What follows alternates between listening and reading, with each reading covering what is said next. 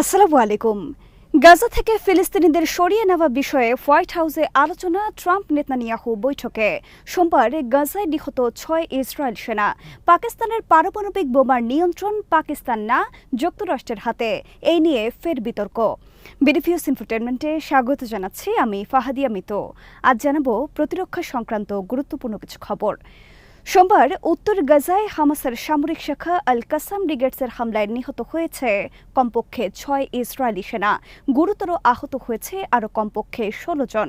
উত্তর গাজার বেইত হানুনে ঘটে এই ঘটনা। কাসাম ব্রিগেডসের পক্ষ থেকে বলা হয়েছে, বেইত হানুনে ইসরায়েল আর্মি টহল দেওয়ার সময় তাদের একটি আর্মার্ড ভেহিকেলে ইম্প্রোভাইজড এক্সপ্লোসিভ ডিভাইসের মাধ্যমে বিস্ফোরণ ঘটানো হয়। হামলার সাথে সাথে সামরিক যানটিতে ব্যাপকভাবে আগুন ধরে যায় এবং একাধিক সেনা মারা গেছে আগুনে পুড়ে। নিহত ও আহতদের উদ্ধারে সেখানে ইসরায়েলি সেনা পাঠানোর পর তাদের লক্ষ্য করেও গোপন স্থান থেকে কয়েক দফা গোলা ছোড়ে কাসাম ব্রিগেডের সেনারা। এর আগে গত ২৪ জুন একই কায়দায় হামলা চালিয়ে কাসাম ব্রিগেড হত্যা করে ৭ ইসরায়েলি সেনা। সম্প্রতি ইসরায়েল আর্মির ওপর নতুন করে হামলা শুরু করেছে হামাসের সামরিক শাখা আল কাসাম ব্রিগেডস। এতে প্রায় প্রতিদিন গাজার কোথাও না কোথাও নিহত হচ্ছে ইসরায়েলি সেনা। হামাস ও কাসাম ব্রিগেড নির্মূলের লক্ষ্যে ইসরায়েল আর্মি সোমবার ব্যাপক ভিত্তিক বোমা হামলা চালিয়েছে গোটা গাজা জুড়ে। এতে নিহত হয়েছে অর্ধশতাধিক ফিলিস্তিনি। লেবাননের দক্ষিণেও সোমবার ড্রোন হামলা চালিয়েছে ইসরায়েল। এতে নিহত হয়েছে কমপক্ষে ২ লেবানিজ। ইসরায়েলের প্রধানমন্ত্রী বেনিয়ামিন নেতানিয়াহু বলেছেন, সোমবার হোয়াইট হাউসে ডোনাল্ড ট্রাম্পের সাথে তার আলোচনা হয়েছে গাজা থেকে ফিলিস্তিনিদের অন্য দেশে সরিয়ে নেওয়ার বিষয়ে। আমরা আশা করছি শিগগির আমরা কয়েকটি দেশ পাব যারা ফিলিস্তিনিদের গাজা থেকে গ্রহণ করতে রাজি হবেন। সোমবার হোয়াইট হাউসে ট্রাম্প নেতানিয়াহু বৈঠক শেষে হাজির হন সাংবাদিকদের সামনে। এ সময় সাংবাদিকরা ডোনাল্ড ট্রাম্পকে প্রশ্ন করেন, তারা গাজা থেকে ফিলিস্তিনিদের সরিয়ে নেবার পরিকল্পনা এখনও টেবিলে আছে কিনা। তখন ট্রাম্প নেতানিয়াহুকে অনুরোধ করেন এই প্রশ্নের জবাব দেওয়ার জন্য। নেতানিয়াহু বলেন, গাজা থেকে ফিলিস্তিনিদের সরিয়ে নেওয়া বিষয়ে ডোনাল্ড ট্রাম্পের চমৎকার একটি পরিকল্পনা রয়েছে। কোনো ফিলিস্তিনি যদি গাজায় থাকতে চায় তাহলে তারা থাকবে। কেউ যদি স্বেচ্ছায় গাজা থেকে চলে যেতে চায় তাহলে তাদের অন্য দেশে নিয়ে যাওয়া হবে এবং সব ধরনের সহায়তা করা হবে। সেই ক্ষেত্রে আমরা যুক্তরাষ্ট্রের সাথে মিলে কাজ করছি এমন কয়েকটি দেশ খুঁজে বের করতে যারা তাদের দেশে ফিলিস্তিনিদের সুন্দর জীবন উপহার দেবে। এ সময় ডোনাল্ড ট্রাম্প বলেন, আশেপাশের দেশগুলোর সাথে তার বেশ ভালো সম্পর্ক আছে। ভালো একটা উপায় অবশ্যই বের হয়ে আসবে। নেতানিয়াহু গাজায় তাদের ভবিষ্যৎ পরিকল্পনা বিষয়ে বলেছেন, মধ্যপন্থী ফিলিস্তিনিরা গাজার শাসনভারের দায়িত্ব নিতে পারবে যারা ইসরায়েলের জন্য কোনো হুমকি হিসেবে বিরাজ করবে না। গাজায় অবশ্যই কোনো হামাস থাকতে পারবে না এবং কোনো এলাকাও তাদের নিয়ন্ত্রণে থাকবে না। হামাস যদি গাজায় কোনো ধরনের কার্যক্রম পরিচালনা করে তাহলে আমরা তাদের ওপর পাল্টা হামলা চালাব। সোমবার হোয়াইট হাউসে ট্রাম্প নেতানিয়াহু বৈঠকে গাজা যুদ্ধবিরতি নিয়ে আলোচনা এবং এই বিষয়ক প্রস্তাবের শর্ত চূড়ান্ত হবার কথা ছিল। এ বিষয়ে সাংবাদিকরা প্রশ্ন করলে ডোনাল্ড ট্রাম্পের মধ্যপ্রাচ্য বিষয়ক বিশেষ দূত স্টিভ উইটকফকে উত্তর দেওয়ার অনুরোধ করেন। উইটকফ বলেন, শিগগির একটি শান্তি চুক্তি হতে যাচ্ছে। সোমবার হোয়াইট হাউসের বৈঠকের সময় নেতানিয়াহু একটি চিঠি তুলে দেন ডোনাল্ড ট্রাম্পের হাতে। এই চিঠিতে বলা হয়েছে, নেতানিয়াহু সরকার নরওয়ের নোবেল কমিটির কাছে অনুরোধ করেছে আগামী বছর ডোনাল্ড ট্রাম্পকে শান্তিতে নোবেল পুরস্কার দেওয়ার জন্য। গত জানুয়ারি মাসে যুক্তরাষ্ট্রের প্রেসিডেন্ট ডোনাল্ড ট্রাম্প মিশর এবং জর্ডানকে প্রস্তাব দেন গাজা থেকে সব ফিলিস্তিনিদের তাদের দেশে সরিয়ে নেওয়ার জন্য, কিন্তু মিশর এবং জর্ডান তীব্রভাবে প্রত্যাখ্যান করে এই প্রস্তাব। এ সময় সৌদি আরব সহ গোটা আরব লীগ মিশর এবং জর্ডানের পক্ষে দাঁড়ায়। এরপর ট্রাম্প ফিলিস্তিনিদের গ্রহণের জন্য প্রস্তাব দেন সোমালিয়া, সুদান এবং সোমালিল্যান্ডকে। সুদানও প্রত্যাখ্যান করে এই প্রস্তাব, তবে নীরব থাকে সোমালিয়া এবং সোমালিল্যান্ড। ট্রাম্পের প্রস্তাবে বলা হয়, গাজা থেকে সমস্ত ফিলিস্তিনিদের সরিয়ে সেখানে গড়ে তোলা হবে বিশাল রিয়েল স্টেট ব্যবসার সাম্রাজ্য। গাজা হবে বিশ্বের অন্যতম একটি সমুদ্র তীর বা সি বিচ বিনোদন কেন্দ্র। সমুদ্র তীর ঘেঁষে থাকবে সারি সারি বিলাসবহুল হোটেল, রিসোর্ট আর ব্যবসা প্রতিষ্ঠান। রাত নামার সাথে সাথে এসব হোটেলে আর রিসোর্টে বসবে পশ্চিমা স্টাইলে উদ্দাম ভোগ বিলাসের আয়োজনের আসর। দিনের বেলাও চলবে পশ্চিমা স্টাইলে নানা ধরনের আমোদ ফুর্তে। গাজা থাকবে যুক্তরাষ্ট্র এবং ইসরায়েলের নিয়ন্ত্রণে। এ বিষয়ক একটি এআই ভিডিও পর্যন্ত প্রকাশ করা হয় সম্প্রতি। সেখানে দেখানো হয়েছে গাজা নিয়ে ট্রাম্পের ভবিষ্যৎ রূপরেখা। ভিডিওতে দেখা গেছে অর্ধনগ্ন নারী নারীদের নৃত্যের তালে তালে উঠছে ডলার, মানুষ ঘরবাড়ি থেকে বের হয়ে বিনোদনের জন্য ছুটে চলেছে সমুদ্র তীরে।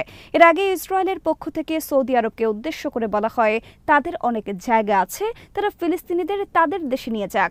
ইসরায়েল আর্মি দীর্ঘদিন ধরে গাজায় প্রচার চালাচ্ছে, কেউ যদি গাজা থেকে স্বেচ্ছায় যে কোনো দেশে চলে যেতে চায় তাহলে তাদেরকে সব ধরনের সহায়তা করবে ইসরায়েল। পাকিস্তানের পারমাণবিক বোমার নিয়ন্ত্রণ কার হাতে, এই নিয়ে শুরু হয়েছে ফের বিতর্ক। যুক্তরাষ্ট্রের গোয়েন্দা সংস্থা সিআইএর সাবেক কর্মকর্তা জন কিরিয়াকো বলেছেন, পাকিস্তানের সব পারমাণবিক বোমার নিয়ন্ত্রণ যুক্তরাষ্ট্রের হাতে। যুক্তরাষ্ট্রের একজন জেনারেলের হাতে ন্যস্ত আছে পাকিস্তানের সব পারমাণবিক বোমার দায়িত্ব। ফলে পাকিস্তানের পারমাণবিক বোমা নিয়ে আপাতত ভয় নেই যুক্তরাষ্ট্র, ভারত সহ অনেক দেশের। সম্প্রতি একটি ভিডিও বার্তায় পাকিস্তানের পারমাণবিক বোমা বিষয়ে এই তথ্য প্রকাশ করেন জন কিরিয়াকো। ভারতের ইকোনমিক টাইমস সহ বিভিন্ন গণমাধ্যম ৫ জুন প্রকাশ করেছে এই খবর।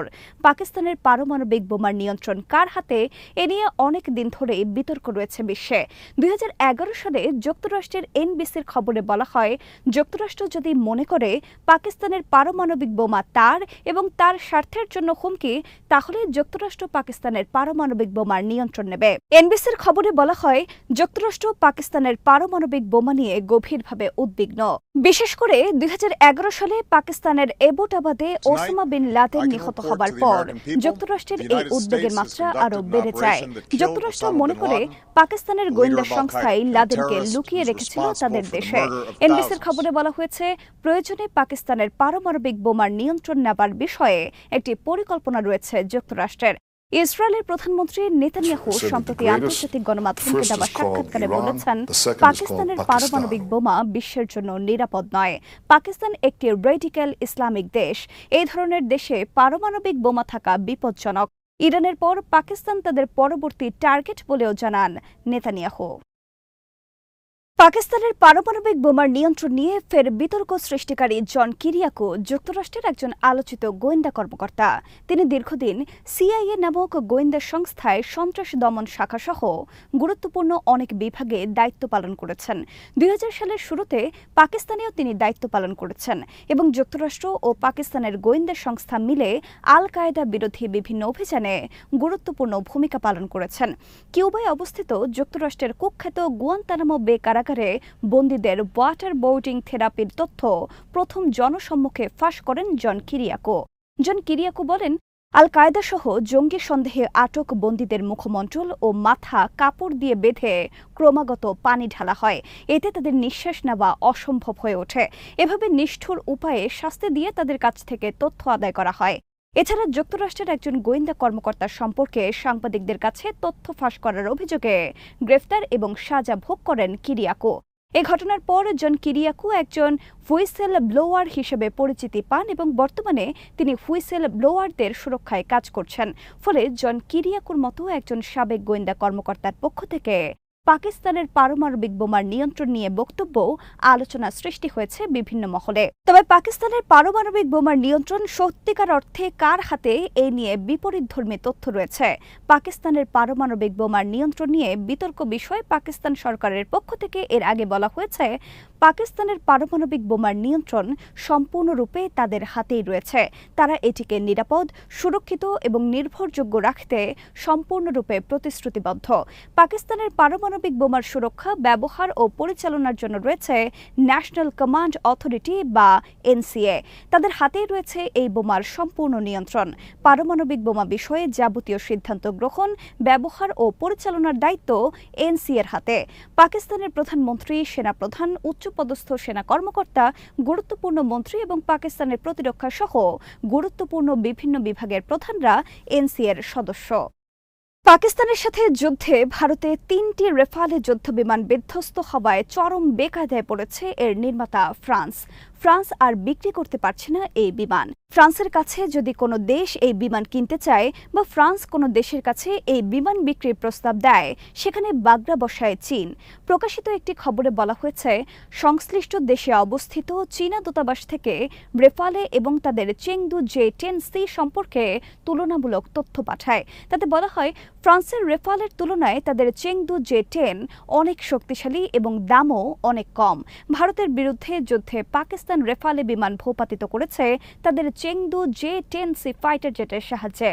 যুদ্ধক্ষেত্রে এই বিমানের সক্ষমতা প্রমাণিত, আর রেফালে ধরাশায়ী হয়েছে তাদের চেংদুর কাছে। ফলে তাদের উচিত রেফালের পরিবর্তে চেংদু বিমান সংগ্রহ করা। আজ এখানেই শেষ করছি। সমরাস্ত্র, প্রতিরক্ষা ও কূটনীতির নানা তথ্য জানতে চোখ রাখুন বিডিপিএস ইনফোটেনমেন্টে। চ্যানেলটি ভালো লাগলে সাবস্ক্রাইব করুন, সংযুক্ত থাকুন আমাদের ফেসবুক পেজে। আল্লাহ হাফেজ।